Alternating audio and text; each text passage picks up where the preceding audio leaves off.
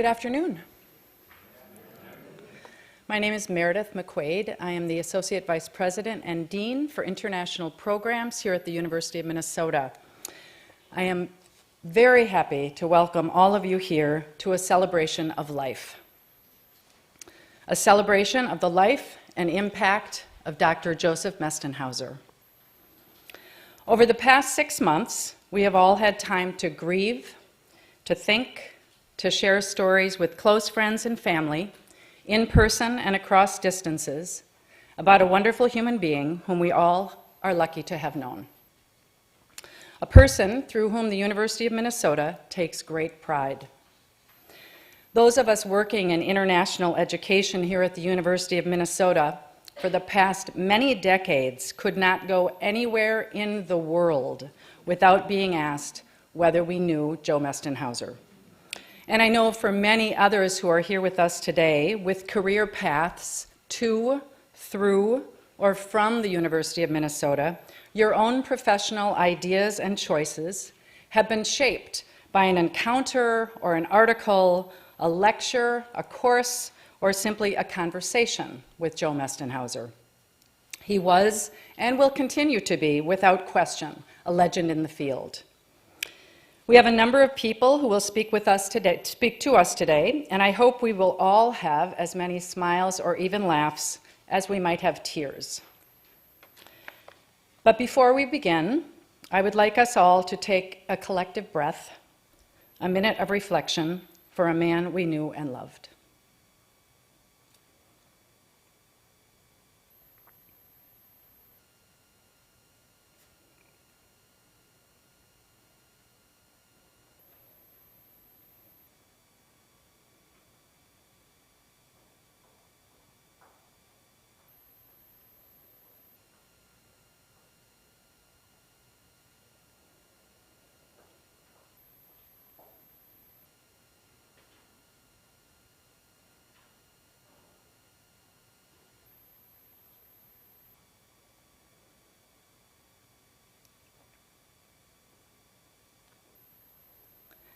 Activism, drive, and self-motivation were the hallmarks of Joe's character at virtually every stage of his life.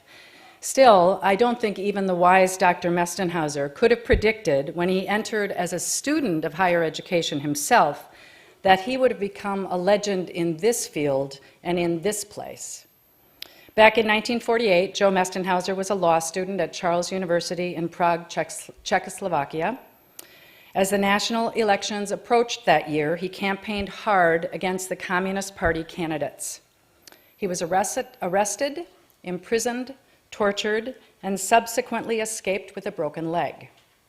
While in a refugee camp, the young Mestenhauser applied for and received a skiing scholarship at Eastern Washington University, where he graduated with a bachelor's degree in education in 1950. He came to the University of Minnesota in the fall of that year as a graduate student in the Department of Political Science. Needing a job, he was grateful for the one offered him in the Office of Advisor to International Students. This was one moment among many that would shape his future. From this perhaps serendipitous combination of need and opportunity, Dr. Mestenhauser's life was forever changed. Changed by the recognition that what he had been through in the previous several years was shared by the other international students on campus at that time. People with accents, with attitudes, with experiences born of recent and ongoing wars, hot and cold. Presented with the chance to connect and unite people from around the globe in deep and meaningful ways, his own lot in life was cast. His more than 50-year-long career included being teacher, researcher, administrator, counselor, and consultant. He published more than 120 books, monographs, articles, and book chapters on international education, educational exchanges, international studies, transfer of knowledge, cross-cultural relations, leadership development, cultural change, educational reform, and professionalism. He was a 3-time holder of senior Fulbright grants in the Philippines, Japan, and Czechoslovakia, and served as the Honorary Consul of the Czech Republic for Minnesota, Iowa, and North and South Dakota from 1999 to 2008. Dr. Mestenhauser was instrumental in promoting professional standards for those working with students crossing international boundaries and in helping to build NAFSA, which was founded in 1948 and which today is the largest nonprofit association for international educators in the world. Almost 40 years after its founding, Dr. Mestenhauser served as president of NAFSA in 1987. Recognized by numerous awards, certificates, recognitions, and praise the world over, Dr. Mestenhauser received, among other accolades, the Presidential Silver Medal in 1999 from Václav Havel, President of the Czech Republic, the Centennial Award from Waseda University in Japan, the Greater Minneapolis International Citizen of the Year Award, and the Global Engagement Award from the Office of International Programs here at the university in 2005. His is a story of a life well lived, and this is something we all know to be true. Dr. Mestenhauser had a deep and profound impact on the field of international education, moving it beyond the perception of student travel into the academic pedagogical setting where it belongs. Dr. Mestenhauser promoted the field of higher education by helping us to build our own foundation from which we can direct, explore, question, and change. And he did all of this with professionalism, humor, and frankly, with provocation. Challenging each of us in the field to be more critical of ourselves and with one another, but intensely supportive at those times when the field has been under siege. Perhaps his greatest legacy will prove to be the many students he advised and inspired who have gone on to provide leadership within higher education, government, and industry. Cicero said, "A teacher affects eternity. He can never tell where his influence might lead." Indeed, former advisors and lifelong friends of Dr. Mestenhauser continue to change the landscape of education and more broadly social and political behavior in India, Brazil, Japan, the Czech Republic, Lebanon, Belarus, Turkey, Kenya, Pakistan, the Netherlands, and the United States. His connections are wide and they are deep. And until the day he left us, he recalled his many, many students in great detail, staying in touch, watching their careers with joy and admiration. Over the past few years, as we witnessed his declining health and marveled at his stamina and his stubbornness, we heard from many international education professionals whose careers had been shaped by Dr. Mestenhauser. And while each of their memories were unique, there was consistency in three themes. The first was how, with dedication and determination, Dr. Mestenhauser encouraged young people in the field to question, to learn, to push back, to trust oneself. And this is exemplified most vividly by the hours and hours and hours he spent teaching international students and scholars the trick to getting up on a pair of water skis, no matter how many times he had to run the boat around the lake. The second theme is how, through his own choices, Dr. Mestenhauser impacted the attitude and commitment of others. His level of engagement at international conferences so intense that he put the younger ones to shame, starting his discussions before breakfast and ending them long after most of them had called it a day. And last, certainly not least, but perhaps most frequently mentioned in these reminiscences, was the size of Joe's heart. The care with which he shared his time and enthusiasm with those new to the field, those perhaps unsure of what they had to offer, but motivated to make a difference. His encouragement gave us strength. The people following me now will give us all courage and joy as we listen to stories of the influence and the passion of Dr. Josef Mestenhauser.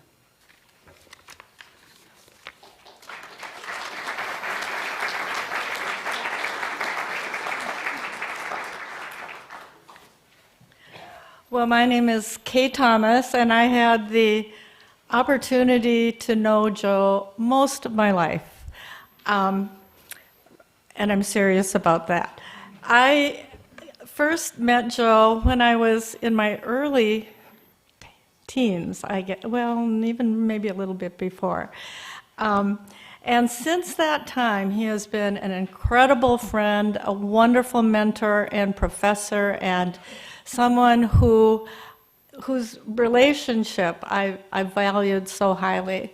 So I'm going to tell you some stories about Joe and my experience about Joe, and I'm also going to tell you some of the things that I experienced working for him and some of the accomplishments that he was able to realize as the director of the International Student and Scholar Services Office before he became a full professor in the Department of Education, or the College of Education. Well, like I said, we were neighbors. I lived across the street from the Mestenhausers, and when they moved in, I remember there was a lot of excitement in the neighborhood because this young couple had moved in, and they seemed to be so nice and so interesting, and they had such interesting people over for dinner, and I knew that because they looked different and dressed different from me.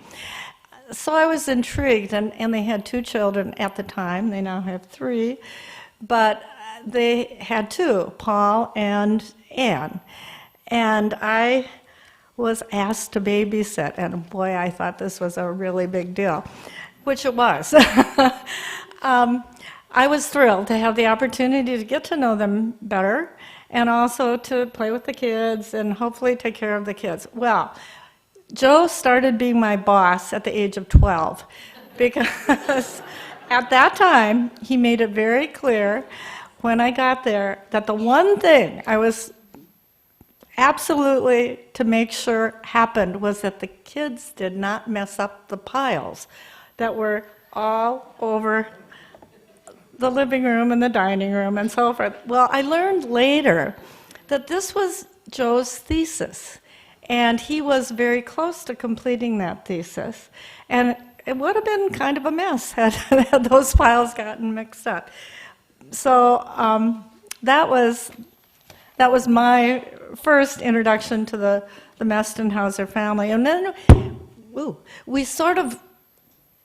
I went my way, he went off to the Philippines, the family was around, but we didn't have, after that a few babysitting episodes, we didn't really have a lot of contact with one another. And I had gone to McAllister and I'd studied overseas, and I came back, and I happened to be on campus trying to decide what I was going to do.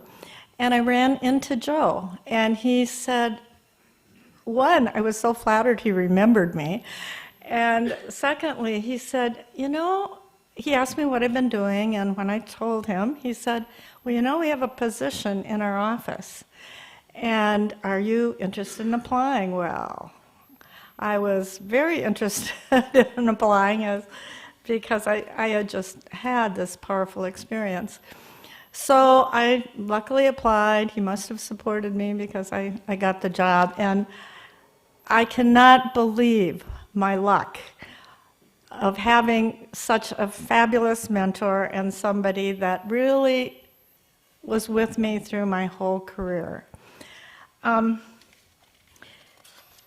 There are so many stories to tell about Joe. I have one more because it just represents, I think, Joe and his dedication to work, and also how he felt about people.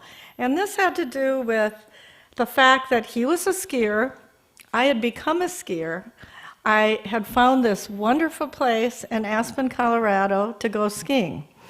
And it was very inexpensive. If any of you know Aspen, it's very expensive. Well, this place was really cheap. And so it was a really good deal, but it was so cheap that you had to make a reservation a year in advance. So, of course, I had a reservation to go to Aspen. I was telling Joe because I knew he'd be excited about this, and he was. And he was so excited that he thought, I think I can take my family. And he called, and sure enough, they had a cabin available. we went at the same time, and it was great. Well, the next year, we made reservations to go back the next year, and I think he had second thoughts about, well, I know he had second thoughts. He said, in no uncertain terms, you know, okay, the two of us cannot be gone at the same time from this office.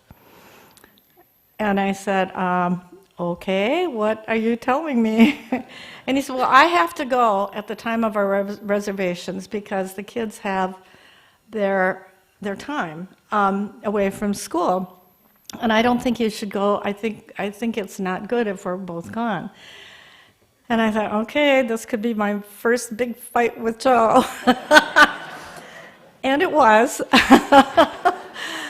But in the end, I think I finally convinced, well, I did, because we both ended up going skiing, and we skied together many years after that, which was great. And he realized that if you have good people on your staff, they can handle just about anything. And besides, the phone is not very far away. I also remember, I'm sure others will make comments about this as well, the wonderful, wonderful parties that we had at the Mestenhausers. They were very social people, especially Joe. And honestly, Pat, my hat's off to you, because Joe would be inviting people over for dinner. We'd be going up to the cabin. Pat was making food, and it was always a wonderful time. But I think for Joe, and I think for the rest of us, seeing each other in a non-familiar setting and having that challenge of going water skiing and falling in the lake numerous times, it was really wonderful. And Pat is a fabulous cook, I have to say, a wonderful cook. There are so many of those social kinds of things or memories that I have that some of us have been getting together telling stories, and it's wonderful because there are so many. But for me, Joe was an incredible professional mentor. He somehow was able to challenge not only me, but I think anyone that worked for him, to think deeply about what we were doing. It wasn't a matter of just having a program for international students. He made it very clear to me when I was hired that I was not there to just be of service to international students. I was there to help them learn, and that I was to learn from them. And that was Joe's model. It was learning with international students, and that was something that underwrote all the programs that he came up with.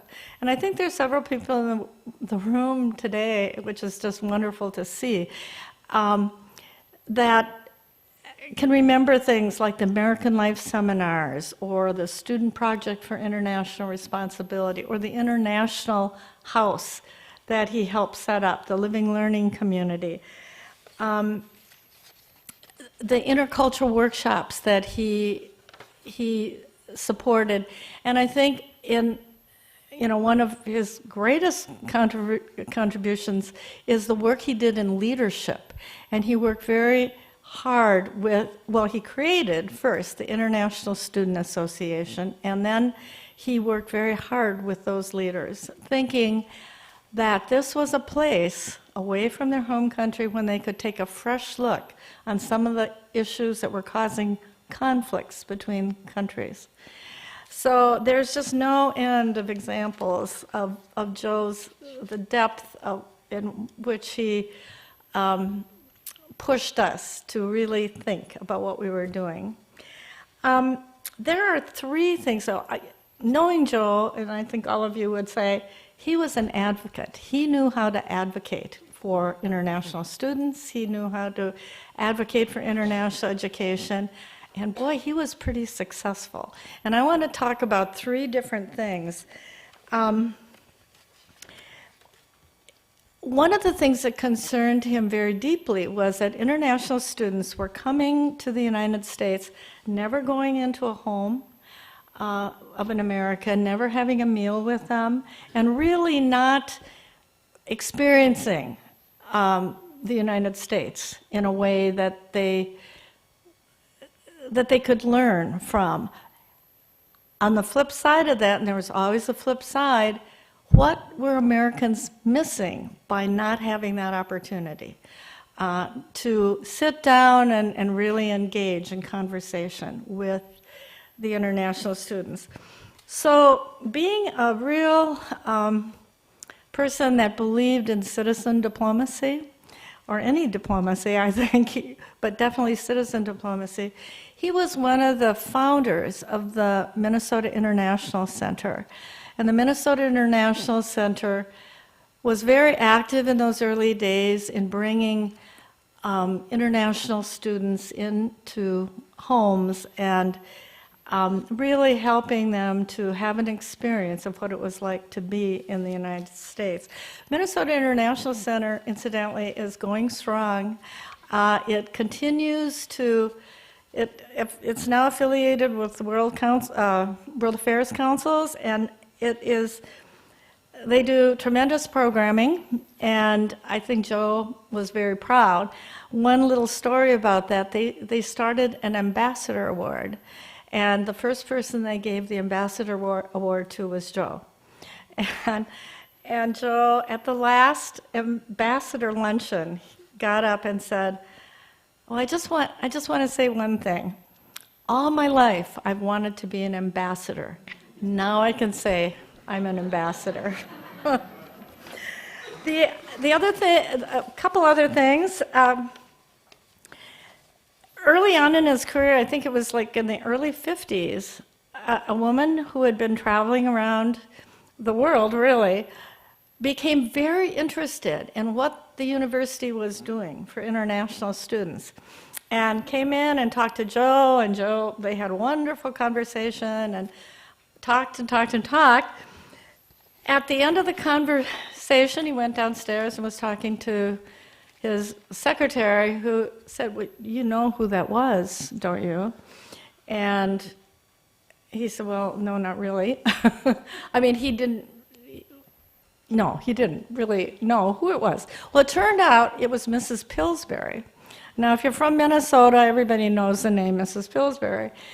Mrs. Pillsbury was a colonial dame, belonged to this organization that can trace their heritage back to the Mayflower. And he and Mrs. Pillsbury decided that something should be done to help international students that were in difficulty financially. And so a scholarship was started it's 60 years ago? Yeah, about 60 years ago now. And over almost 1,000 students have been helped by that particular program. So, and it's ongoing. It's another one of Joe's legacies. And then I would be really remiss if I didn't mention his work with the state legislature. He advocated so strongly, with the help of many international students, many faculty, many staff, to lobby the state legislature for money for international students. And I was in preparation for this, I was going over some of the documents and I was reading. Of course, people in the legislature had questions about this. And his answers were so amazing and so right on and so clear that he was very successful in getting that money to come to help international students complete their program. And that too is an ongoing thing, and certainly not an easy thing to do. A couple more things. Joe was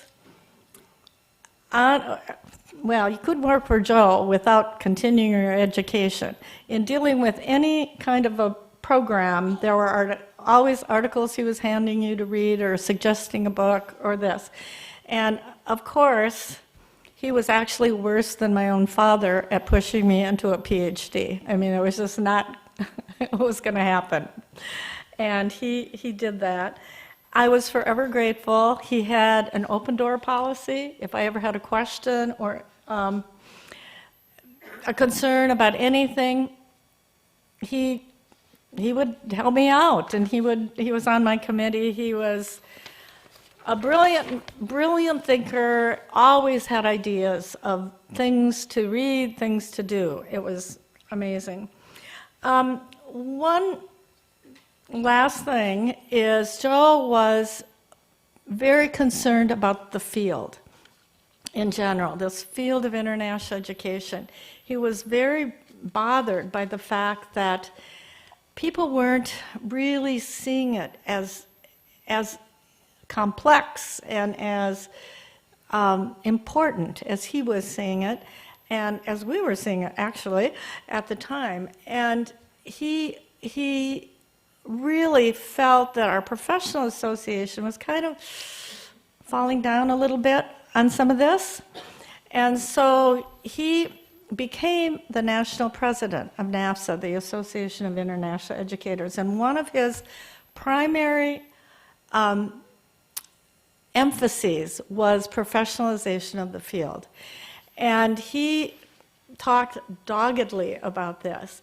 And I also have been involved for years with NAFSA. And over the years, that early emphasis, those challenges about what we were doing, I think it was really pivotal in many ways for really steering the organization in a little bit different direction. And now I think NAFSA has excellent training programs. They do a lot of things for people at all levels of involvement, and actually have hired staff that have helped with those kinds of things. And so I really think that had it not been for Joe writing about professionalizing the field and really emphasizing it and talking about it and talking about it and talking about it, that it would have, NAFSA would look quite differently today. Well, I guess I could go on, and I won't. But he was an incredibly special person who certainly was a wonderful friend and a wonderful mentor and a very, very brilliant and energetic individual who, up until I think I saw him 2 weeks, maybe less than 2 weeks before he died, he was still working on a book. And pretty amazing. So with that, before we turn it over to our next speaker, we have a treat, I think. I have seen this, and it's really quite good.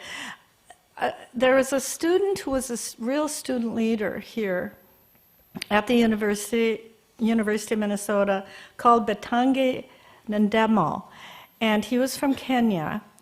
And he, while he was here, he was Secretary General of the International Student Association. And right now he is an Associate Professor of Entrepreneurship at the University of Nairobi's Business School. And he sent a video message for this memorial today. Okay.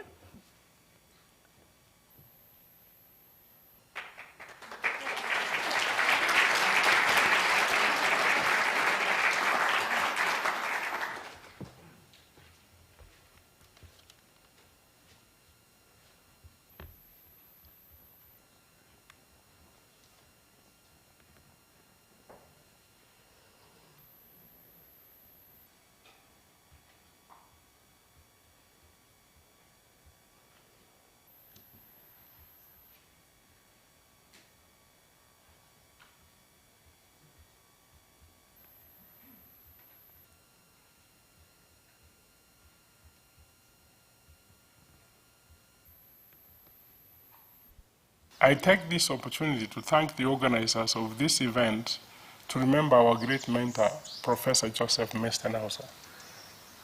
When Thoron contacted me about the event through Facebook, I had no idea that the professor had left us. Indeed, I was deeply saddened to hear of his passing. He was a great man who dedicated his life to help international students at the University of Minnesota. I first met Professor in the winter of 1984 at the old Minnesota International Center offices on Fulton Street, Southeast. Later, I would introduce him to many international students with various problems. In almost all the cases we brought to him, he helped immensely. When I joined the student politics, he always had some advice for me and always made sure that I accompanied him to the National Association of Foreign Students Advisors, NAFSA, where he was one of the key figures. When I became the Secretary General of MISA, Professor became not only my mentor, but to the entire Secretariat, and helped at solving many conflicts that were precipitated by international politics. As a political scientist, we couldn't have gotten a better mentor. At one time, he took the entire leadership of MISA to his Wisconsin cabin to bond. It was here that I got to learn that Professor was a very patient man. None of us was capable of skiing in the water, but he kept on giving us a chance to learn as he steered the boat. We mostly fell into deep waters with skis, having forgotten the techniques of skiing in the lake.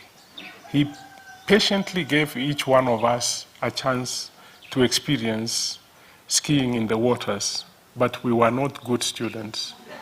I think it was only Thoron who had some idea, and perhaps because she came from Iceland. Several years after leaving Minnesota, I was back in Minnesota to visit a friend, Professor Donald Woods, and as fate would have it, I bumped into Professor and his family at Highland Park in St. Paul. It was exciting to see Professor once more in his jovial mood. I was later surprised to learn that he had nominated me for the Distinguished Leadership Award for Internationals 2009. I traveled to Minnesota in 2010 to receive the award. It was the last time I saw Professor. My deepest condolences to his family and to the university in general. May Almighty God keep his soul in eternal peace till we meet again. Thank you.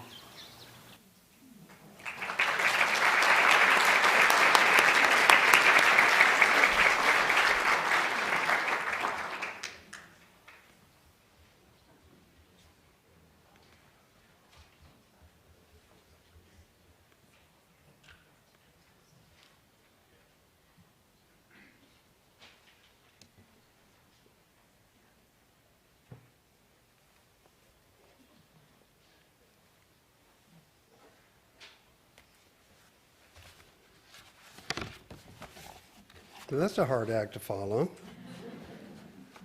but a wonderful one, emblematic of Joe's life and work. My name is Michael Page. I'm a professor emeritus of international and intercultural education in the Department of Organizational Leadership, Policy, and Development.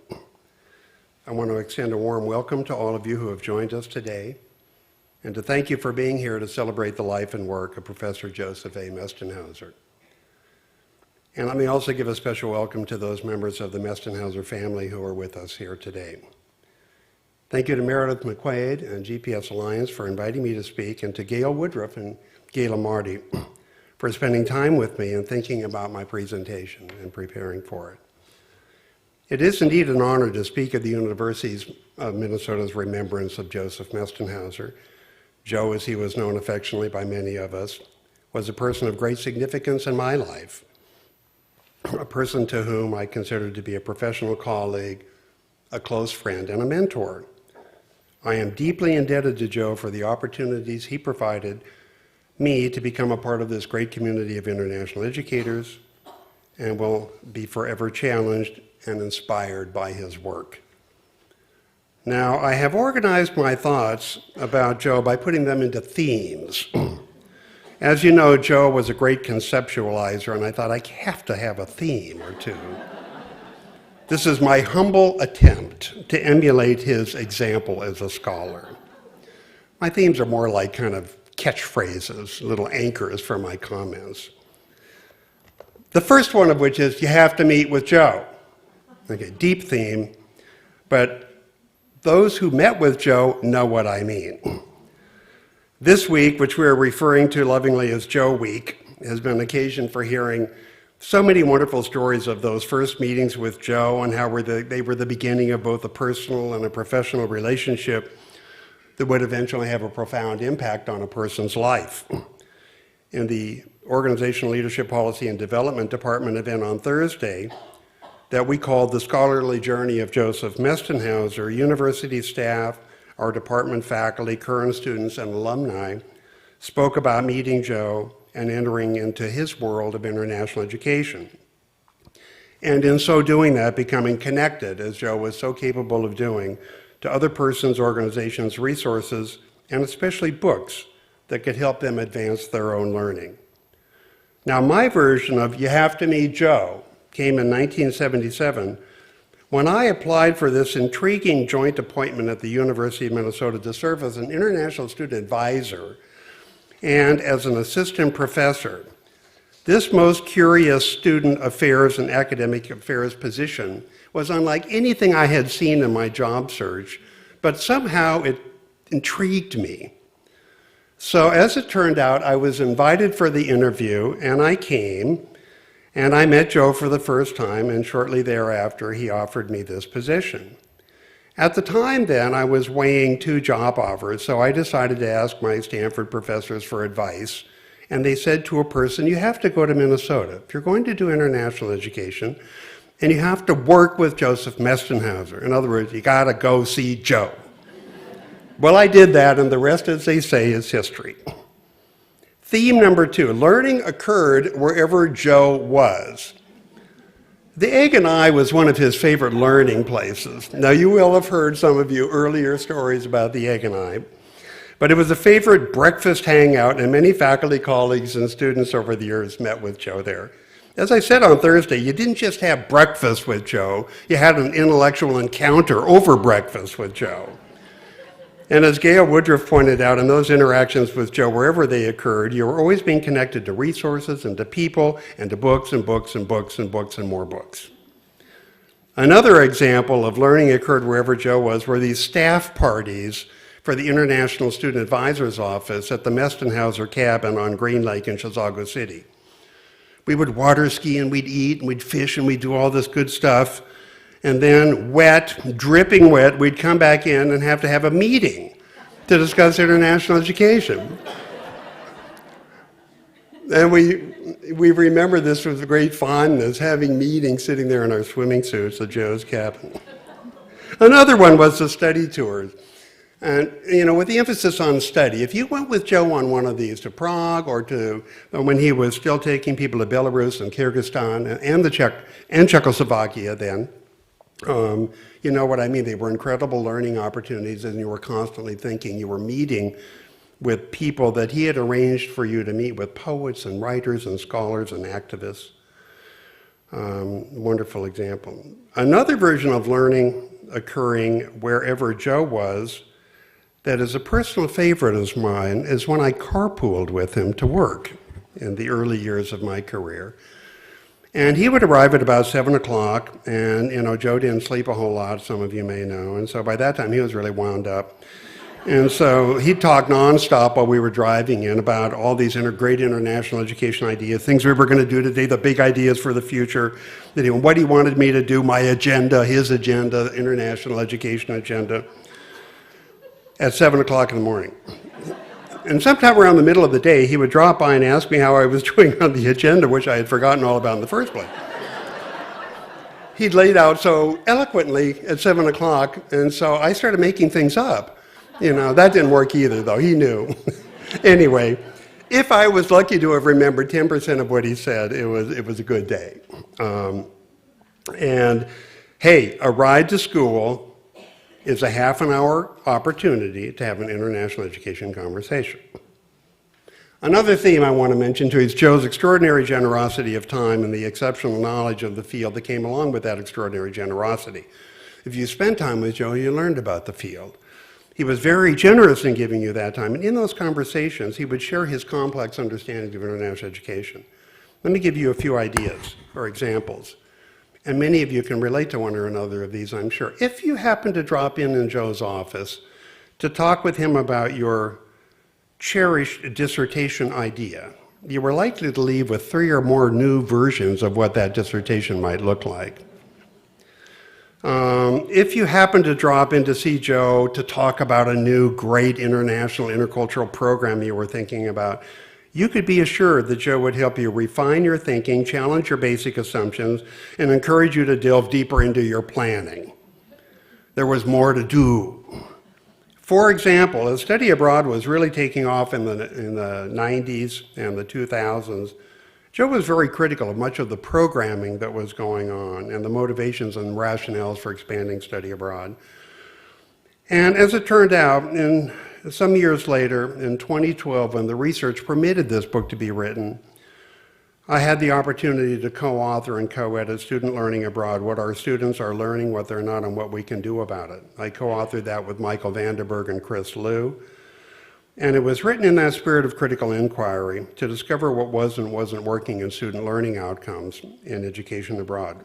And what we found, consistent with what Joe might have expected, was that some of the conventional wisdom about how to promote student learning and study abroad was set on its head, was turned upside down, wasn't confirmed. And new things were confirmed. New knowledge emerged out of that inquiry. In that book, we sought to connect, as Joe so often did, theory and research and practice. Another thing for Joe is that international education is everywhere and the need for international learning is ever present. And Joe, if you knew him or know him, he was first and foremost an educator. So he was looking for opportunities to do education, and he saw them in all sorts of places. A brief account. When I arrived here in 1977, there had been an incident between international students and the University of Minnesota Police. So he comes to me. He says, Michael, you're an intercultural trainer. Well, I want you to go over and train the police. And I'm horrified. I'm just like stunned. Like, how am I going to, what do I know about it? I just got here, Joe.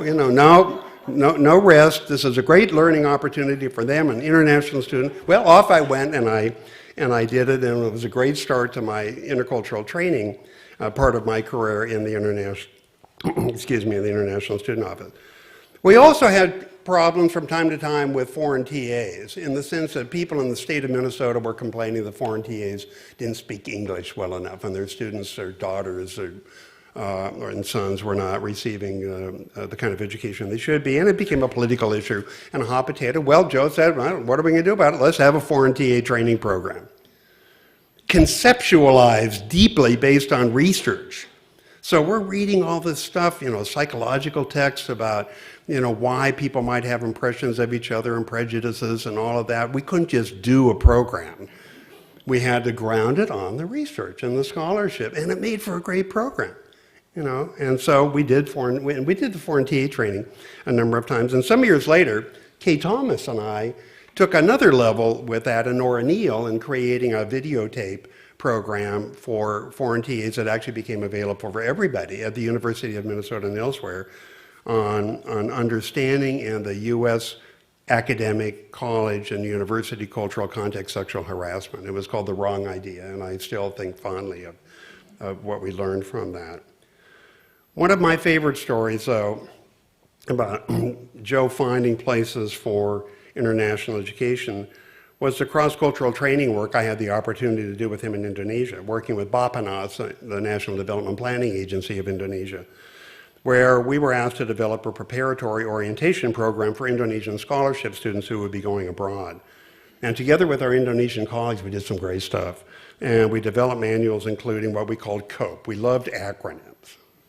And this acronym, COPE, is Cultural Orientation for Program Effectiveness. Is that good or what? Joe even liked it. I think he came up with it. Anyway, but what was really special for me is something that was little known, maybe to some of you, is I got to give something back to Joe in this moment. I knew he had written his doctoral dissertation on Indonesia, but I knew that, at least as I understood it, due to the politics of the time, he couldn't actually go to Indonesia to do work there. When I was given the opportunity to work on this project in Indonesia, I was able to arrange for Joe to be with me on the team. And it was the first time that he was able to go to Indonesia in his life. And I'm so proud that I was there with him, that I got to work with him, and I got to help set it up.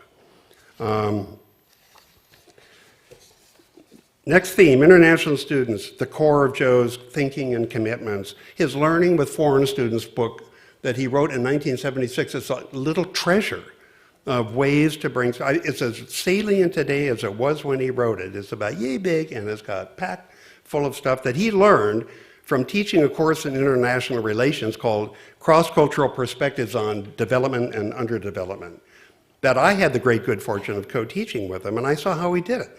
He had international students on teams, giving presentations about their countries on the topics that were being taught in the course. He had students interviewing each other, and he created this safe space for international U.S. student encounters. Deeply intellectual, but also deeply personal. It was just really wonderful to see. Later on, he wrote about that in chapters like Learning from Sojourners, which appeared in the first Handbook of Intercultural Training, and things of that nature. And his work did a great deal to influence mine. And his writing about international students and his learning with foreign students led me to start doing work about the international student experience on the campus. And with Ron Matras and Glenn Hendricks, we studied the U.S. student attitudes toward international students. And we found out that they were perhaps in some respects, more positive than we thought. And we found out a lot of other things. But along the way, Joe said, if you're going to prepare a survey, you have to make sure you talk to all of the international student offices, so that they have a chance to put the questions that they would like to know about into your survey. And we did that, and it was great. Later on, I built on that work, and we wrote a journal article called American Student Attitudes Toward Foreign Students Before and After an International Crisis. Because it became longitudinal, because when we first did the study, it was before the Iranian hostage crisis. Then the Iranian hostage crisis, then we resurveyed everybody. And it was just fascinating. And I continued to write about international students later on throughout the 1980s and into the 1990s. Another theme is Joe's deep commitment to professionalism, and I don't need to say a lot about that because it's so evident in everything you will hear and that you have heard. But throughout his career, he was hoping to, and what Kay Thomas told you about professionalism being when he was NAFSA president. But that was really important. It was a platform for him to really be able to say things and get some things done that advanced the field. But it was always a part of his thinking was how can we be more professional? Now, this would be Joe. He studied the professions, the literature on professions. So he knew what one was, and he could talk about a body of knowledge, professional standards, and all this kind of stuff. And then he would wave that around saying, well, if we're going to be a profession, actually, he referred to us, remember that, as a semi-profession. International education for Joe for some time, at least, was a semi-profession, which was kind of like Joe, like you're not quite there yet. You have a ways to go. Joe is a thought leader, as I wrap this up, and he was a complex thinker, an interdisciplinary thinker, critical thinker, and a theory to practice scholar. On Thursday at the OLPD event, Regents Professor Karen Seashore talked about Joe as a scholar practitioner. It's a wonderful way to think about it. She also talked about Joe as being a public intellectual. He took stuff out there, and it was so influential, her watching Joe do that, that she, who had done magnificent research over many years, wrote a volume that was for practitioners and for practice called Organizing for School Change.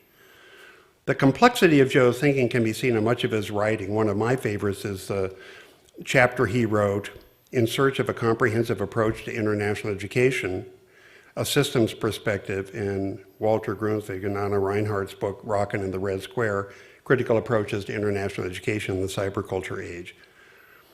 A few days ago, Professor Gerald Fry reminded us that Joe drew on many disciplines and was very committed to interdisciplinary learning. He was, according to Jerry, a big picture scholar who was also concerned that the fragmentation of knowledge was leading us to learn more and more about less and less, to learn a lot about a little.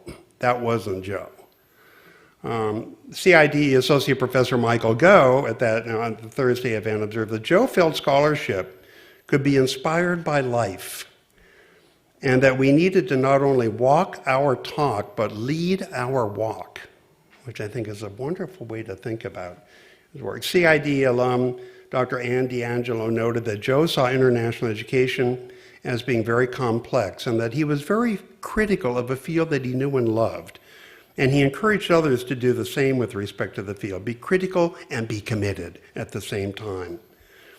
CID alum Dr. Mary Catherine O'Brien also spoke about how Joe helped her make connections to people and inspired her in many ways, especially in working with him on what was to become a much larger manuscript than originally envisioned, at least by Mary Catherine.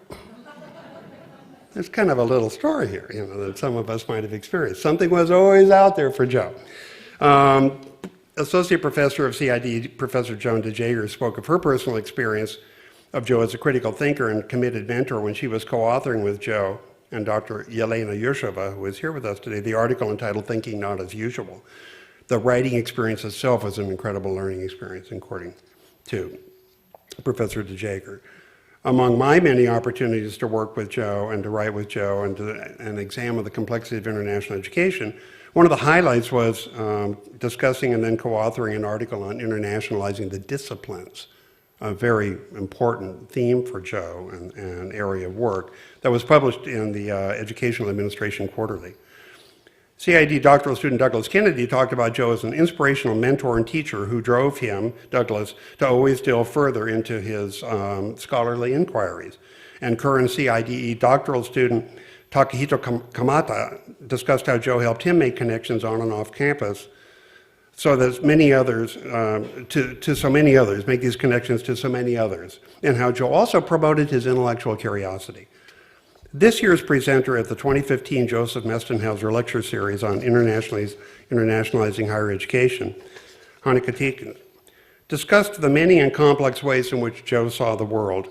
In her moving lecture, she epitomized the depth and the breadth and the complexities of international education in a most eloquent and insightful way. Her presentation, The Freedom to Be, International Education and Crossing Borders, is a gift at many levels and is reflective of Joe's interdisciplinarity.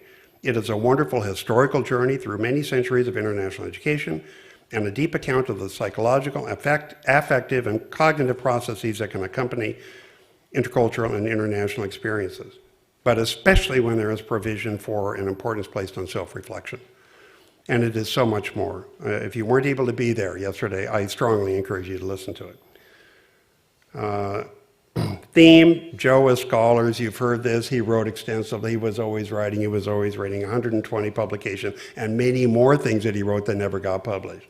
We were always looking at something that he was working on. And lastly, but by no means least, Joe as teacher and curriculum developer. And here I want to share some of the comments about his years in CIDE and the Department of Organizational Leadership and Policy and Development. Joe joined our college and department in 1992 after spending a year as a Fulbright senior scholar in what was then Czechoslovakia. With some of us working behind the scenes while he was away, he was able to return to a new position as Chief International Officer of the college and professor in the CIDE program, a joint appointment that he held until his retirement in 1999. In the Comparative and International Development Education program at that time, he was instrumental in helping us elevate it to a PhD, to add a PhD level onto the existing master's degree program. He taught, advised, and mentored a generation of students new to the United States who were from the former Soviet Union, the Czech Republic, Belarus, Ukraine, Kazakhstan, Kyrgyzstan, Russia, and elsewhere. In addition, Joe's extraordinary knowledge and expertise regarding international education helped draw a new generation of students to CIDE and helped give the program even greater international visibility. In terms of coursework, he made important contributions to the curriculum as well, one of his most important being cross-cultural perspectives on leadership, which took the intercultural literature and the leadership literatures that were not writing to each other and about each other and brought them together in inquiries and in a course where we could all explore those issues. It became a core course in CIDE and in later cohort EDI and LIIE doctoral programs in our department. And in steering the internationalization process in the college, he was providing our students with an ongoing real-life case study of internationalization. He was doing it, and he could talk about it, and he was frustrated by it, and he could talk about it. And and a whole entire generation of students at the end of the day benefited greatly from having Joe served as their thesis advisor. And by the time he retired in 1999, he had many MA and PhD students had been advised by Joe and are now living and working all over the world. In the College of Education, he was able to do all sorts of things, including supporting a robust international committee by helping develop strategic internationalization plans for the college, and working with Dr. Deanne Magnuson, developing summer courses in an innovative set of international education summer offerings, one course of which gives you an example of this, bridging the gap between the international and the multicultural. People in our field were talking about this, but nobody knew quite what to do with it. I mean, there always was this sense there was a rift. The international folks are doing this, and the intercultural and multicultural over here doing something else, and Joe wanted to bring it together.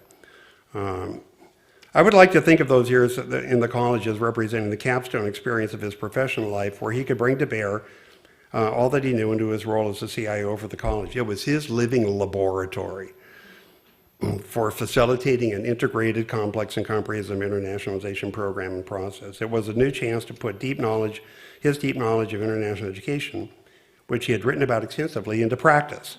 And from those experiences, of course, develop new intellectual foundations for the field. His work in the college was an opportunity for Joe to do something that deeply mattered to him throughout his career, which was to be involved in the professionalization of the field of international education in an academic sense. And for all his frustrations, it was the real world of academia, and Joe was having a profound influence on the college through his efforts to internationalize the college and support the work of our department.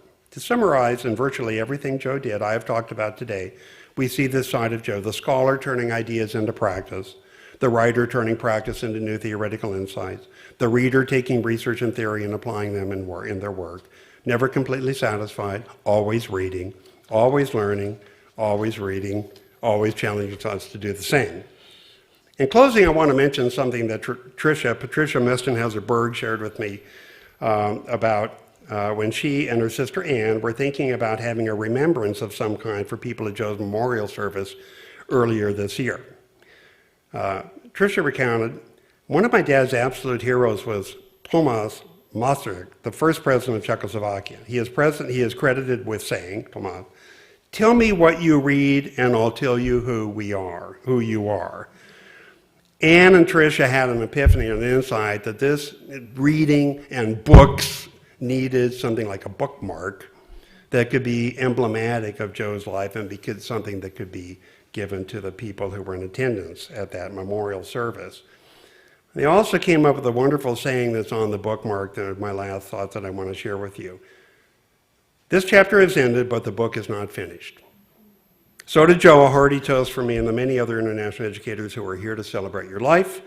From our hearts, we thank you, Joe, and we will keep working on that book. Thank you.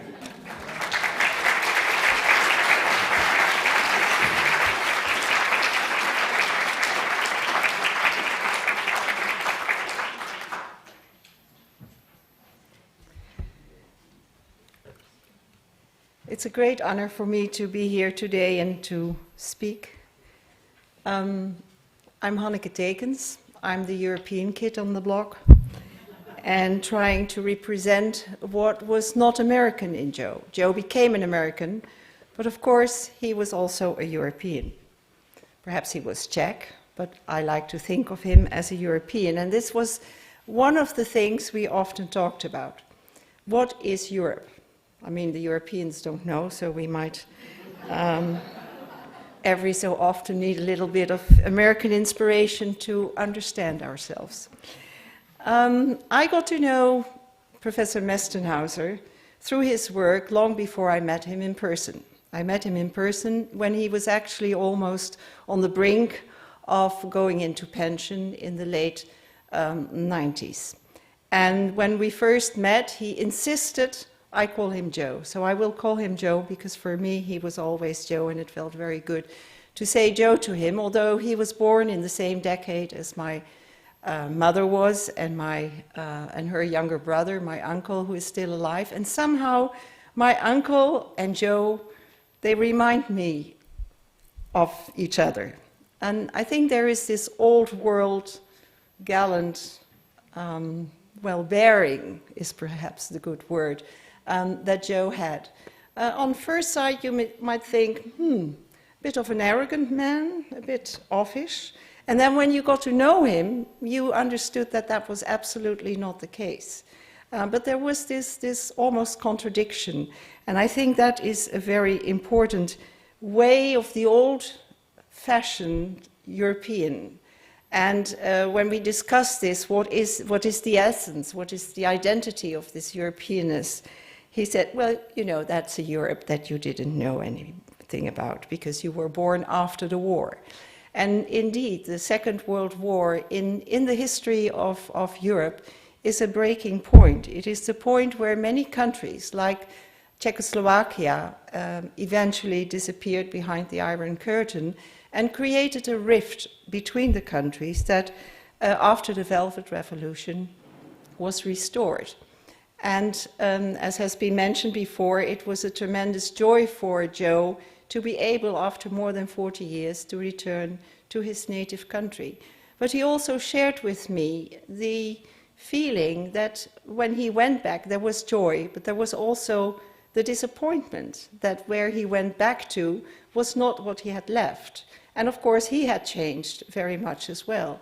We both were working in the early 90s at the Charles University, although we didn't know that of each other, but I think all the goodwill and projects tumbled over each other when the different countries were trying to help restore the democratic, democracy in the different countries behind the Iron Curtain that again became part of the European family. And this was a very important part of Joe's work because he always kept, I think, a very warm heart for his heritage, for the Czech heritage, for the university where he was educated. And therefore I would like to read to you, also in honor of many people who would have loved to be here today but can't be because they are in the Czech Republic or in many other countries, perhaps even have lost contact with Joe to some extent. But I think I have a letter here of Dr. Eliška Valterová from the Czech Republic, and I think it says in words much better than I could express what Joe has meant to his home country after that country became a democracy again. So I will read the letter. Just like all his colleagues and friends, I was saddened by receiving the news about the death of Professor Mestenhauser. In my personal and professional life, Professor Mestenhauser has belonged to a set of extraordinary and unforgettable personalities. I had the honor of meeting him shortly after the Velvet Revolution. He was one of the first Fulbright visiting professors who came to then Czechoslovakia. And after more than 40 years, he was returning to Prague and to Charles University, from which he was expelled as a student for protesting against the communist putsch in 1948. Students and academic staff of the Faculty of Education welcomed him with great hope and expectations. His lectures and talks brought new views and perspectives on university studies and on education in general. Professor Mestenhauser taught students to discuss and to apply critical and creative thinking. He inspired us, the academic staff, to reflect deeply on education as a social phenomenon, and he stimulated us to think about transforming the Czech system of education. He was delighted with the accession of Czechoslovakia into the international associations and union with democratic countries. He believed in a better world and a better future for his home country. He helped unflaggingly to organize scientific life, and he participated in academic gatherings, councils, seminars, and conferences.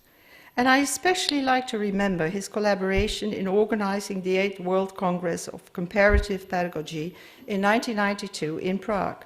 That was, for me, a lesson in logistics and management.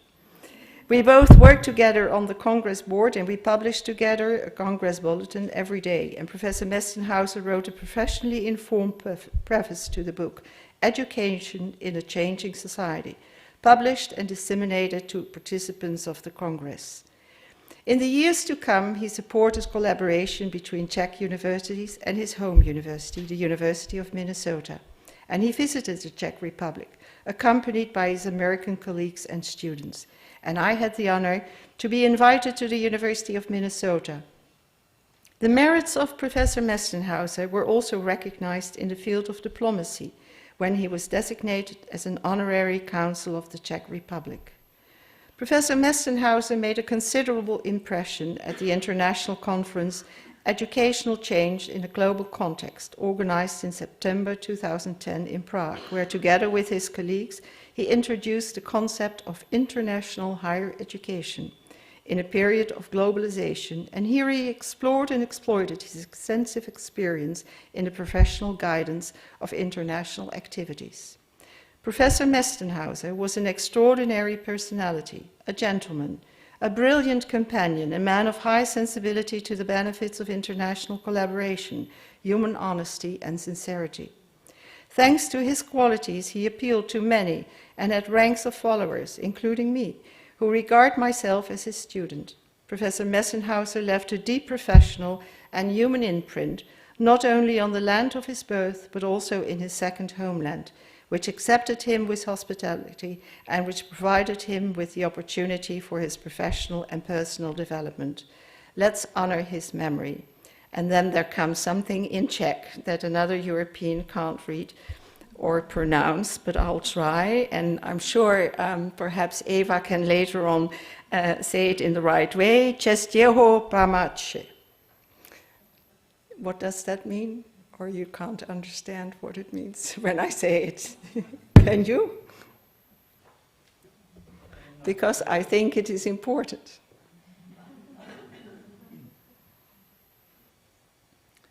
Čest jeho památce.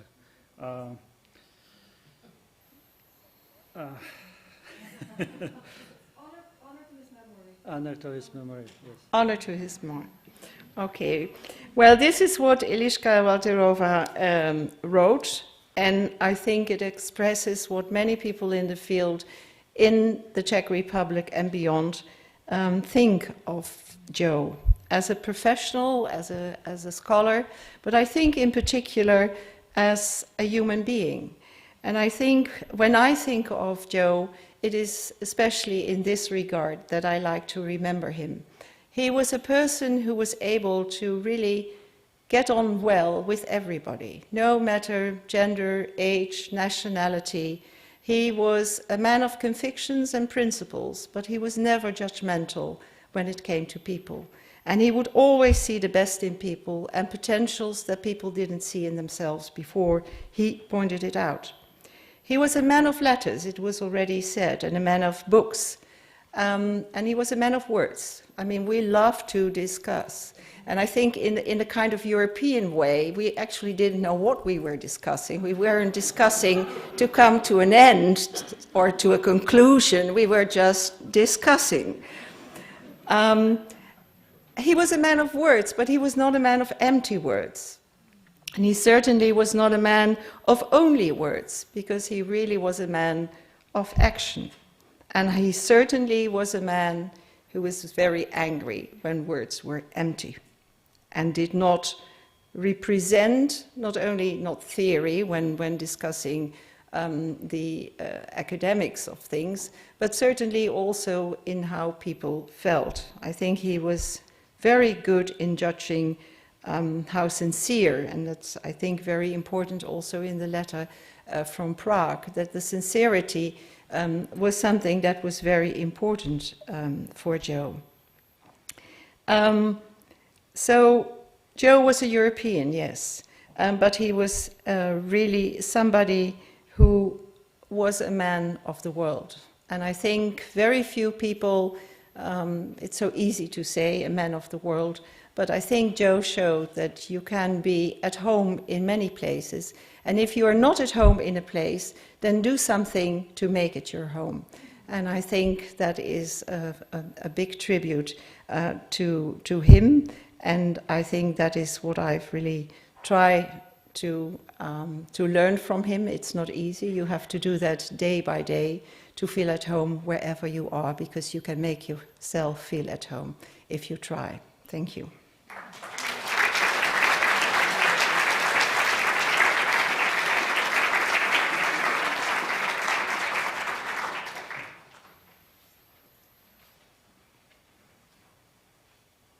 Good afternoon. I'm Patricia Hampel. I am a writer, and I teach creative writing in the English department here at the university, where I also got my BA.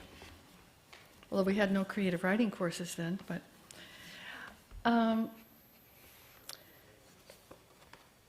it's a great honor, but also great anxiety to be invited to speak about Joe Mestenhauser before you. I only arrived last night, and so I have missed all the wonderful events and commentary that have taken place during what appears to have been a Joe-a-thon these last days when I was out of town. This is my loss, but it's also my confusion, how to fit my own portrait of Joe into what already must be so vibrantly colored before you. I've learned a little from my colleagues on today's afternoon presentation. I must begin, and I'll probably end, as we all do, with gratitude to the organizers. You're not hearing me. Okay, sorry. After all my years working in radio, not to be in front of the mic, what's the matter with me? I must begin, as I will end, with gratitude to the organizers of this event, Gail and Gala and all others I haven't met, but who surely helped to put together this extraordinary series of events that gives us a place in our grief to celebrate our beloved Joe. Many thanks for being the organizing angels for all of us. Especially I'd like to thank Pat Mestenhauser and Joe's dear children, especially my friend Tricia and her husband Brian, Joe's nephew and niece and all his family living and dead in the Czech Republic, who embraced me with a generosity in 1991 when I first met Joe, and who became, as I still feel, a member of that family. Intercultural communication in this family is a lived reality. And if you get near to any of them at all, you are enfolded in their magical graciousness and natural loving kindness. Joe's spirit and all he believed in lives on in this family that continues to touch and inspire us. In the end of much fussing and fuddling over what on earth to say about Joe that would even begin to express my thoughts about him and my gratitude for his enduring presence in my life and my thinking, I decided that the best way to wedge my bit of testimony and memory into the great collage of these days would be to return to our meeting, to the historic moment neither of us ever anticipated, 1989, that brought us together. I shouldn't say that the Velvet Revolution brought us together, it was the occasion, but Joe himself made our friendship happen. Imagine a writer you have never met before, me, asks to write about you. This is, for most people, the signal to put up defenses, to install brakes, to suit up in all sorts of armor. Instead, Joe invited me to accompany him on his first visit back to Prague, when it was still Czechoslovakia, 1991, when he returned, as we heard earlier, to accept the law degree he had been denied when he fled the country, pistol in his pocket, in 1948. I had written a Cold War memoir about my own Czech immigrant family here in St. Paul. I'm always in St. Paul, even when I'm in Minneapolis, which was based on travels to Prague in the 1970s that I had made with a backpack and nothing else. I had left my job at Minnesota Public Radio just to go over there and see what was there and see if I could write me a book. I was asked by my publisher to return in this post-Cold War period to write an afterword for a new edition of this now quite elderly book. What I wrote then comes from my first encounter with Joe and may give a sense of that time when Joe and the whole world was startled by the New World Order. Joe became my Virgil, leading me, indeed giving me the Czech lands, giving me a whole new world, even though it was what my grandmother used to call the old world. Here is some of what I wrote about him from that time, May 1991. My first visit to Prague in May 1975 coincided with the week the American troops left Vietnam. I had sought out the city, that is to say Prague, in books during my generation's youthful immersion in national shame, the long anguish of the Vietnam War. Prague and Czech history were real to me, but they were also touchstones, charms I might finger to convince myself I belonged not only to a big country that devastated a little country, but to a little country of my ancestry, holding itself in moral aloofness from a crushing giant. It helped to have this historical and ancestral connection. I could tell myself I wrote from blood, not water. Yet I still understand why I tossed the name of my grandmother's village in a wastebasket in the Prague Castle office, the Prague Chetok office, the tourism office, and never did go off looking for my lost relatives somewhere in the Bohemian countryside. The family roots I wanted didn't grow in blood after all, but in ink. That is probably why, in the dark political night when I first came to know it, Prague was so beautiful to me. I was entranced. Even as I acknowledged its misery, I accepted utterly its its national anguish, required that anguish even. As a young American aggrieved by the Vietnam War, I suppose I wasn't, after all, looking for history, but for that more dangerous elixir, purity. How sentimental it was possible for me to be, contemplating Prague's moral presence as I stood in the Kampa under the flowering chestnut trees in 1975, the flimsy white blossoms stained with red falling all around me as I stared down at the dark Vltava, the cool blue of my American passport, snug in the zippered pocket of my backpack. In the end, I was drawn back to Prague by someone else's story, not my own. It was in the Minneapolis paper. Josef Mestenhauser, a professor at the University of Minnesota, was returning to Prague to receive his law degree from Charles University 43 years after his 1948 escape from the country. He had been 2 months away from graduation when he was arrested and had managed to break out of jail. He made a dash to the west, his hand on the, I still love this, pistol in his pocket, all the way to the border. He had never returned to Prague. His name, he later told me with more wonder than anger, had remained on the active wanted list a 25-year prison sentence awaiting him right up to 1989. Now the new government wanted to offer university degrees to those students who had been victims of the former regime. It turned out that there were a lot of them, young men in 1948, retirement age now, scattered around the globe, mostly in North America, some in Australia, South America, a few in Western Europe. 60 of them gathered in Prague for the ceremony in late April 1991, less than a year and a half after the regime collapsed, and almost a lifetime since they had last been there.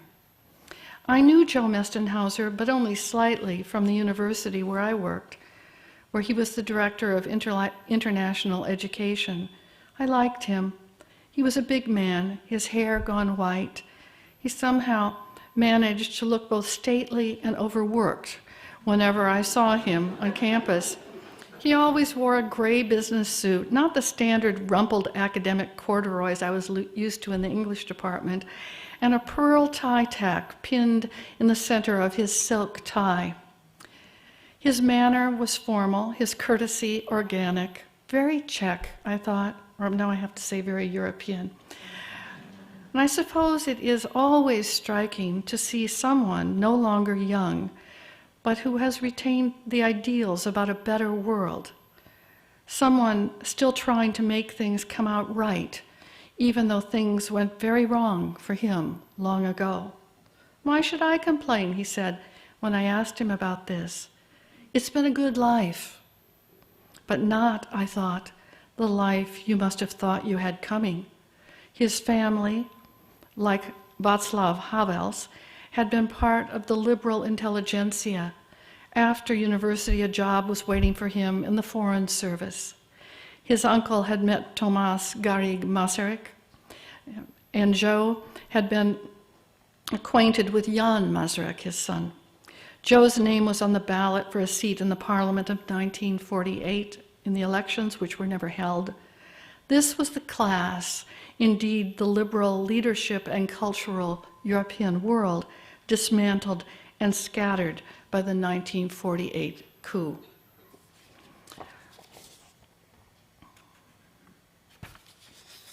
After the revolution, the Velvet Revolution, I had known I would return sometime to Czechoslovakia, but I was in no rush. In the end, I threw my trip together in under 48 hours, no visa requirement anymore. I felt safe following Joe Mestenhauser's trail there. Excuse me. Here was someone who was bound to be knocked for an even harder loop when he encountered post-revolution Prague. He wasn't making peace with a metaphor, as I was, after all, but with an unlived life. I caught up with Joe 2 days after there's a whole bunch of other stuff that happens, but anyway, I introduced you to a bunch of other people at this time. I met Joe Mestenhauser a few days later. Sunday morning, when he and his brother Zdenek picked me up for a day at Zdenek's home in Mielnik, a town outside Prague in the wine country. Sorry about these pops. The ceremony at Charles University had taken place on Friday, a few hours before I had arrived in the city. I couldn't get an earlier flight, and I knew before I left St. Paul that I would miss the event itself, but somehow that didn't matter. I hadn't come for the ceremony, which of course was conducted in Czech, and I would not have understood very well. I had come for Joe's reaction to it, and now that I'd sat under the apple tree in the little apartment I had rented, I realized that I had come for the garden, for the exquisite strip of springtime crammed into a narrow terrace below the Hrádčany. Total emotional and cognitive overload, Joe said, when I asked him how things were going. Nice try at professional detachment, Joe, from this social scientist. But clearly he was beside himself. The thrill was not simply with the honor of the ceremony or the reunion with his family, Zdenek standing next to him, a somewhat miniature version of Joe, his head topped with the same hair, My kid brother, Joe said, looking at the pure white head. It occurred to me that Joe's happiness was not just happiness, it had that extra quality of marvel to it. What was happening to him was not something he could have imagined or daydreamed or even worked for, this hard worker that he was. It was precisely something that wise emigres choose never to dream of. That is to say, the triumphal return. As a refugee, Joe had thrown himself into his American life, had worked his way all over again through the American university system to earn his doctorate, and had purposely chosen Asia, not Europe, to focus his research in his field, intercultural communication. That was the term, by the way, that he presented himself to me as, intercultural communication. He wished to harbor no illusions, he said. The absence of illusions does not, however, preclude the possibility of surprises. This particular surprise of history, which touched him directly, gave his life, at least for the moment, the buoyancy of fiction.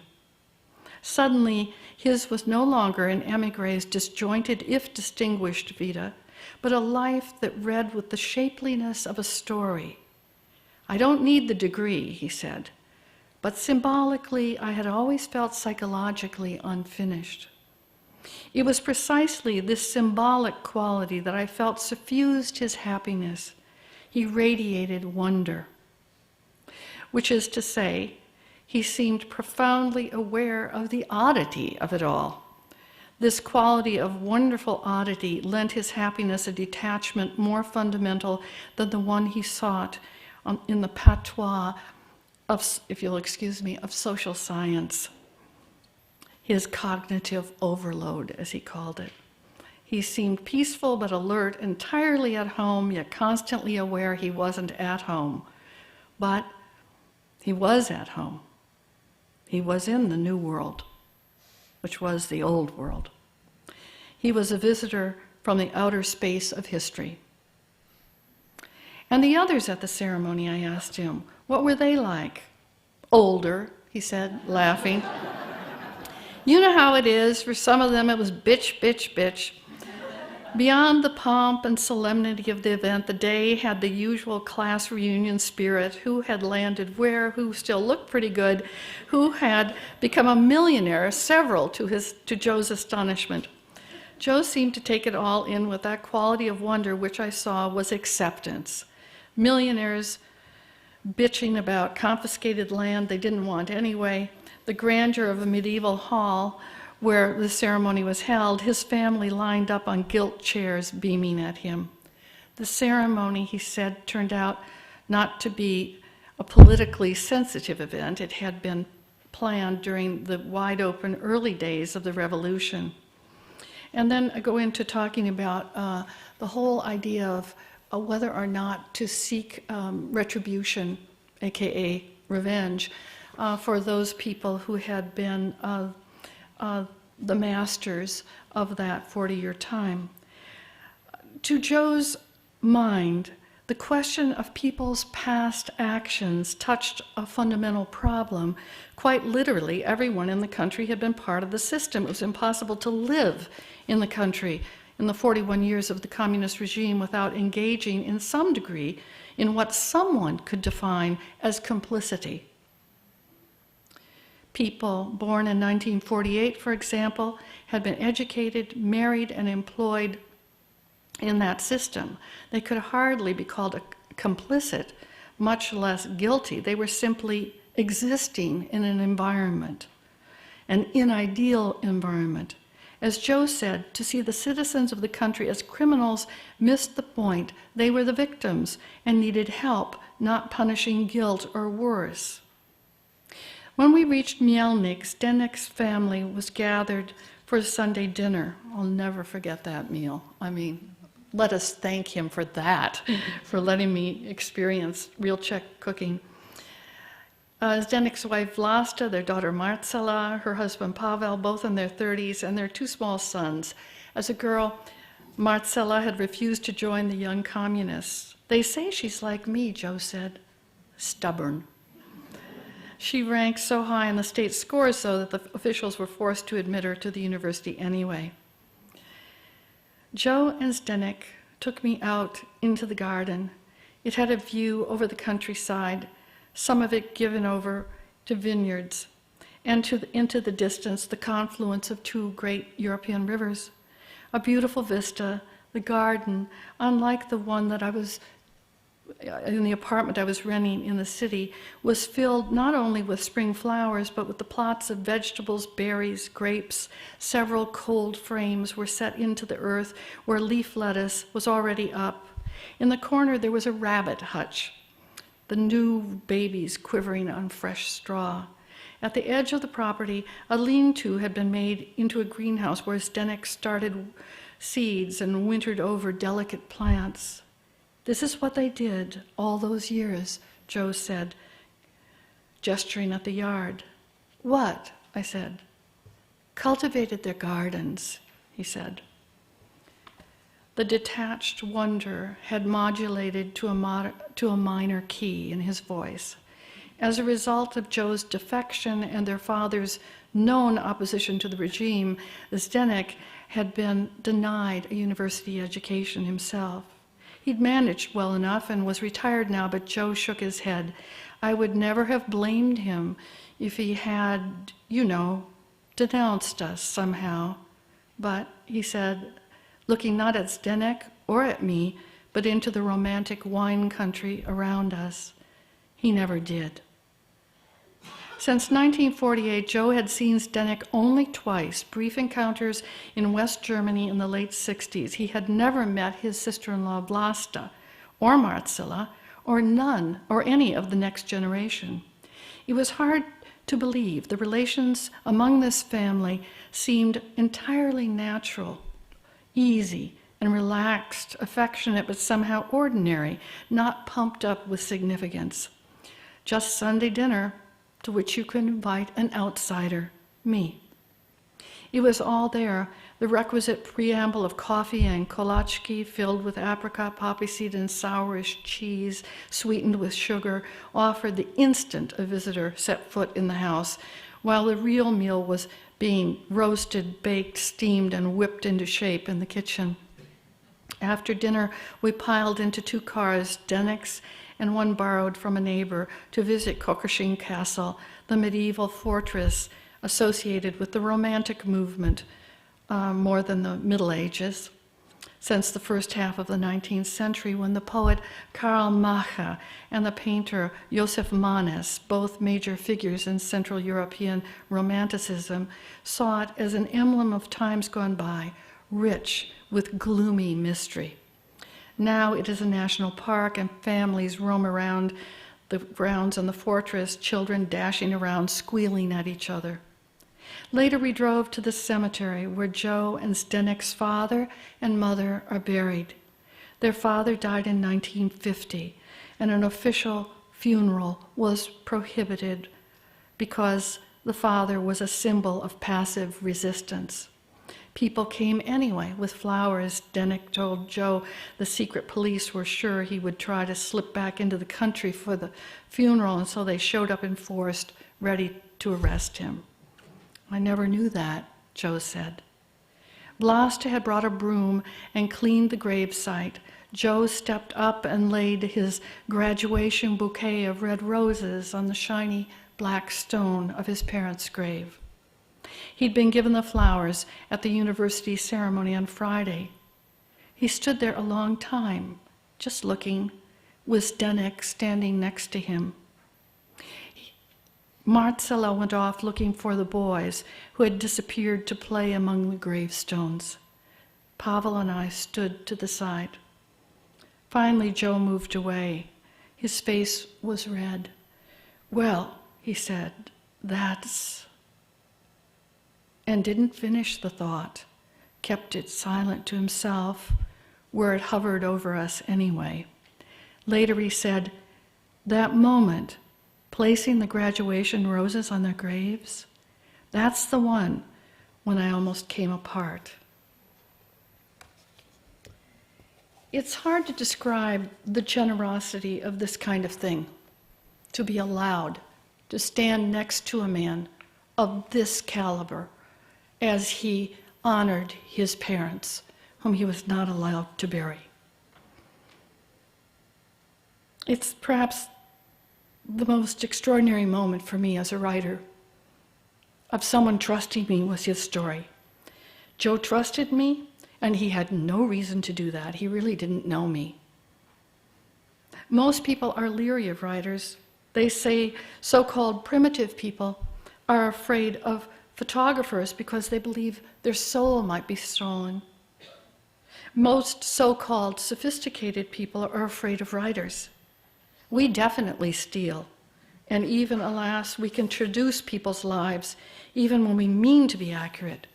Joe was absolutely fearless, utterly at ease in allowing me to follow along, taking my notes. It was an extraordinary gift, both professionally and personally. He took me in. This is what charity is. It was another piece of his generosity that I was able to sit with him and visit with him in the final weeks of his life. And for that, I thank Tricia and Brian and Pat, who were there and who invited me.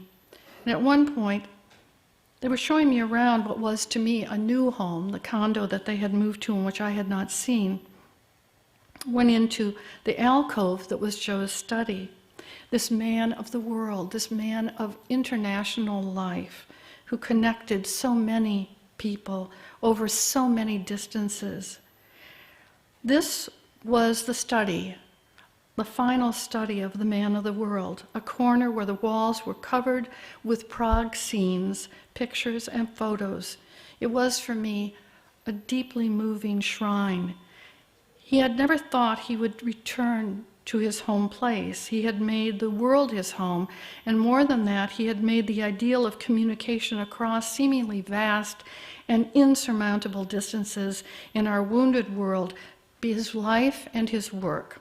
And now at the end, he had truly come home in this small, snug corner of his Richfield condo, the little thoughtful cave filled with Praha, and all that made him the gracious spirit he was, the spirit we salute these fall days. Fall, the season even more than Prague spring that brought Joe full circle and gave him a whole new world order to bring into fruitful communication. Nazdar, Joe. Ahoy. Thank you.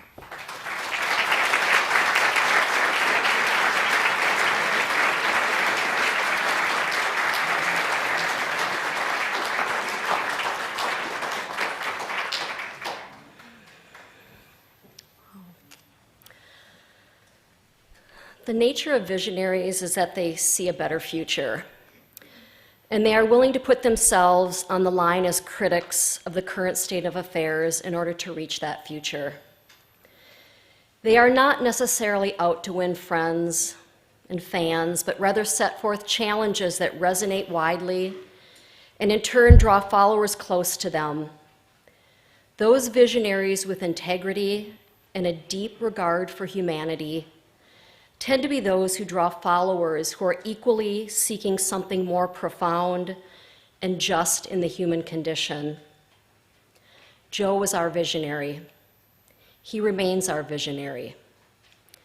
And we are those who hold in high esteem the thought-provoking way that he guided us as a teacher, scholar, mentor, friend, family member.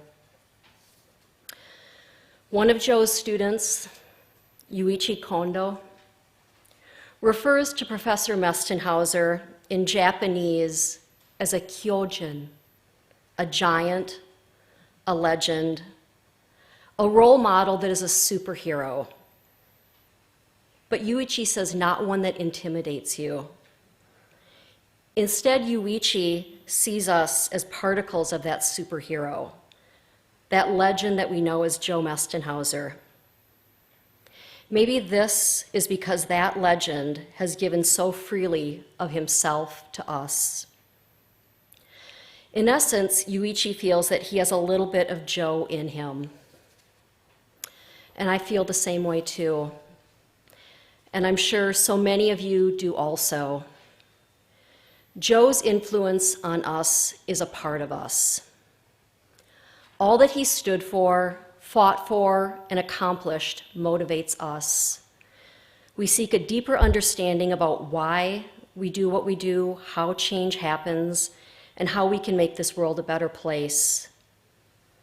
Sure, Joe taught us to look critically at theory and to inform our practice with that theory, but he also reminded us that there are no easy answers.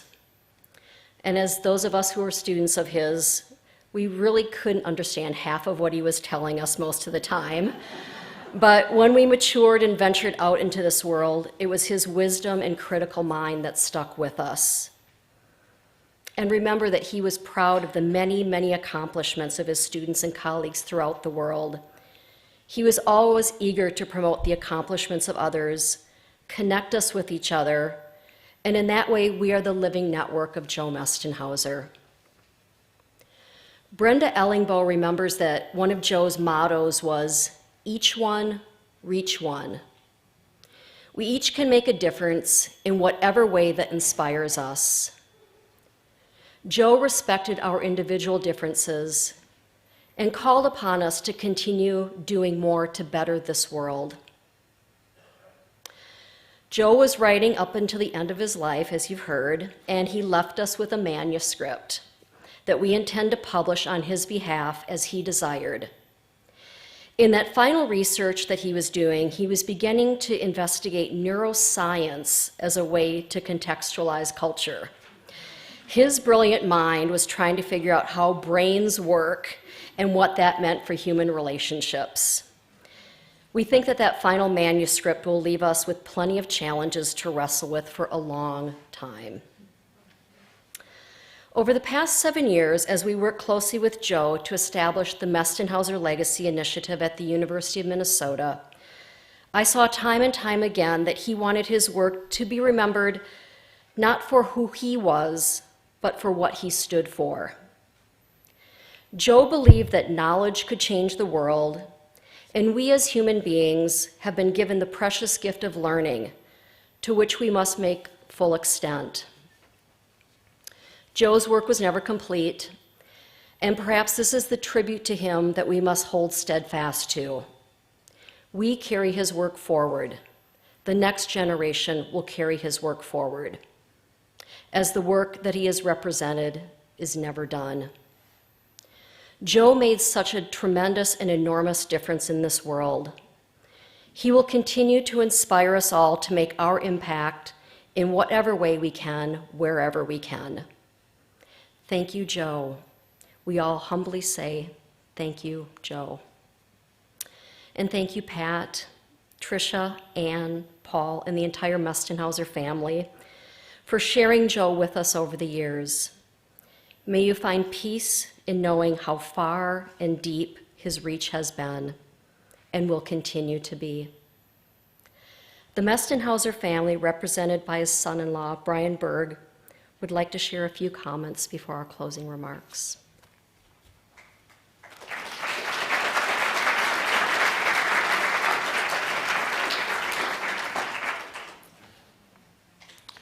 Good afternoon. I married into this family, and I've been thinking about some of the things that our speakers have been talking about today. And this is the end of the Joe-a-thon, aside from gathering together to have a little bit of treats and snacks, as would happen at any Mestenhauser gathering. I've heard some of these comments. It said, you need to meet Joe.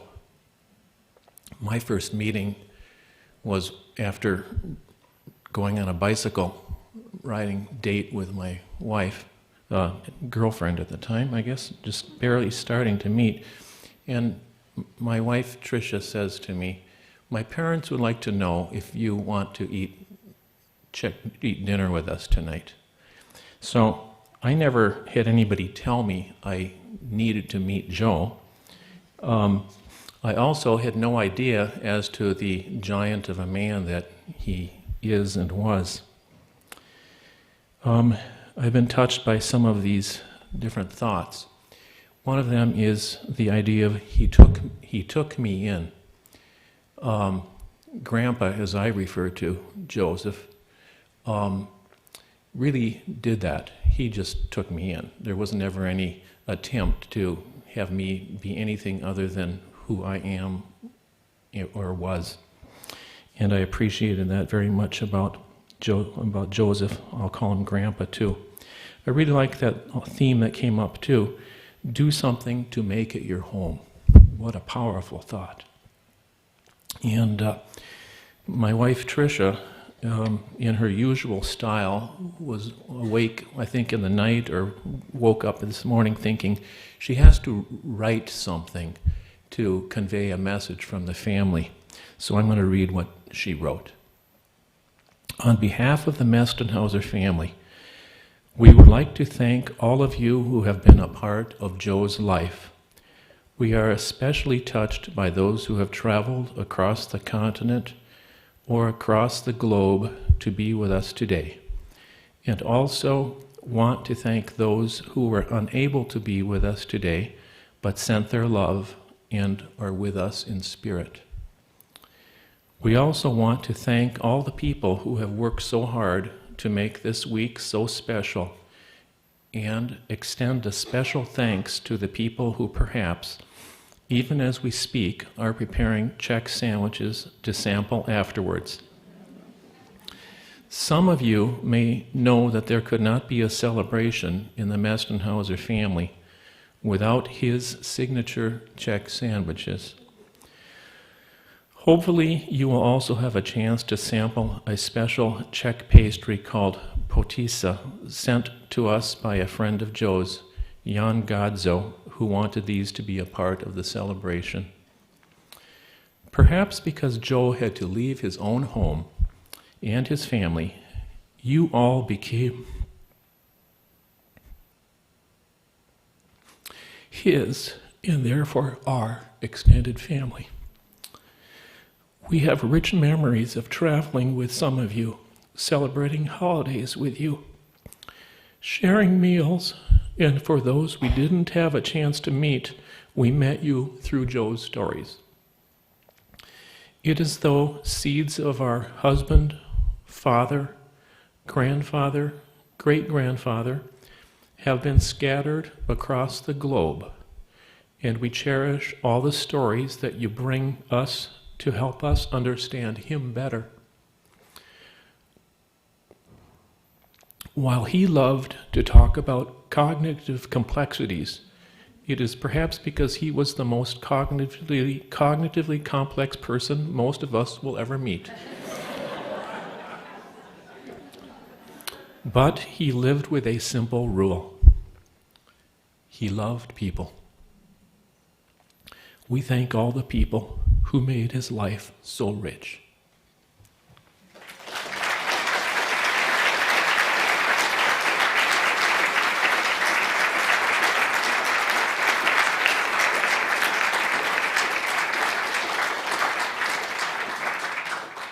Thank you, Brian. As we conclude our formal tributes to Professor Emeritus Josef A. Mestenhauser, we now invite you, on behalf of the University of Minnesota, to celebrate his life and legacy as you reconnect with old friends and make new ones in the atrium for this reception. There will be an opportunity for you to contribute your reflections to the guest book, and we know there are many of you that really want to express your feelings, so please do so. Today's program was recorded and will be posted on the Mestenhauser Legacy web pages. And for those of you listening online, you may submit your reflections in the virtual guest book. Thank you all for being here today.